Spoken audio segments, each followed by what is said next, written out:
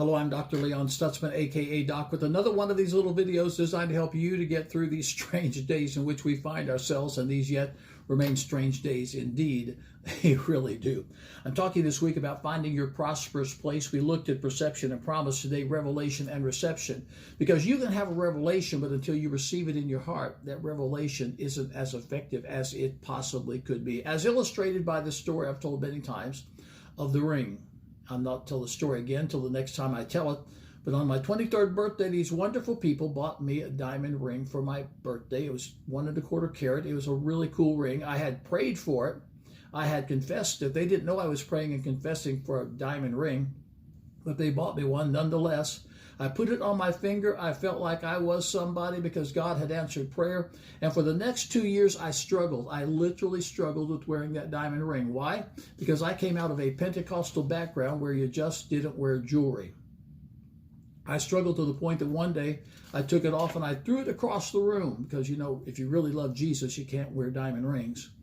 I threw it across the room, and then I thought, that's stupid because I prayed for it. I confessed it. God answered the prayer, honored the confession. These wonderful people that had been blessed by my ministry wanted to show their appreciation. They bought me this diamond ring. This is stupid, and I put it back on my finger. And I came into a reception of the revelation. The blessing of the Lord, it maketh rich, Proverbs 10:22, and he adds no sorrow with it. If you're struggling over prosperity, if you really don't believe that God wants you to prosper, you'll never walk in the blessing of God because you're still walking in that sorrow. I remember a wealthy businessman saying to me one day, he said, you know why I like attending your church? He said, because you don't make me feel guilty about being prosperous. Now, he was a faithful tither. He was a seed sower above his tithe. He donated in the community, worked in the community, ran charity races. He was an exemplary Christian citizen. But he had attended a church where even though they put him on the board, they still made him feel guilty over having wealth. I don't want you to feel guilty when God begins to bless your life. I want you to know the blessing of the Lord, it really does make rich. And he really does add no sorrow with it. Now let's move on to occupation and occupy, because if you want to find your prosperous place, I know someone's not going to want to hear this. You got to work. W-O-R-K.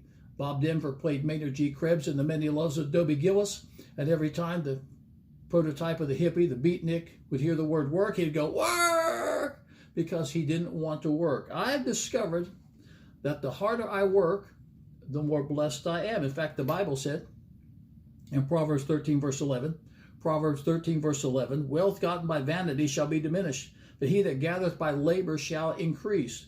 Wealth gotten by vanity, that which is transitory. It's what the word vanity means, transitory or unsatisfactory.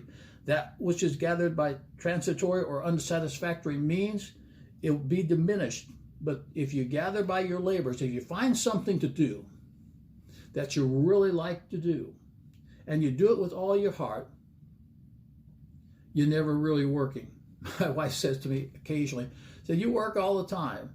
No, I don't work all the time because I'm doing what I'm called to do. I do what I enjoy doing. So when I make these little videos, and post them on 4 different platforms. When I make these little videos, it's because I'm enjoying making these little videos. If the day comes when I don't enjoy making little videos, I just won't make little videos any longer. But I enjoy what I'm doing. If you can find something to do that you enjoy doing and do it with all your heart and prosper as a result of it, you're never really working. That's why I'm never going to retire. I may transition. I may do things a little bit differently than I've done for the last 50 plus years, but I'm never going to retire.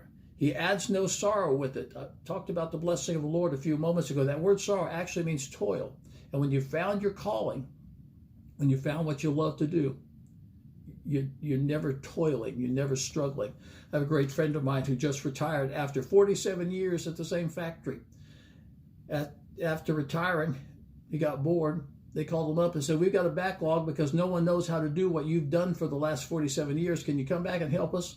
So though he's retired, he's back there working. Why? Because he's enjoying his work. Occupy. Jesus said to occupy. And if you occupy, Luke the 19th chapter, the 13th verse, you will prosper. Find an occupation, occupy, and you will prosper. And that's just the time I've got today. This Sunday at Aspire Church, an appointed time. There is an appointed time, and it may surprise you what that appointed time is really all about. Trust me on this, it's not about blowing the shofar. Join me Sunday morning, 10 o'clock Eastern Daylight Time. Live stream at AspireChurch.tv, Facebook Aspire Church TV. That's Facebook Aspire Church TV, live stream AspireChurch.tv. It's going to be powerful. That's going to help you to catch your appointed time. I'll be back Friday with another little video. I'll see you Sunday. I'm Dr. Leon Stutzman, a.k.a. Doc. I'll see you then.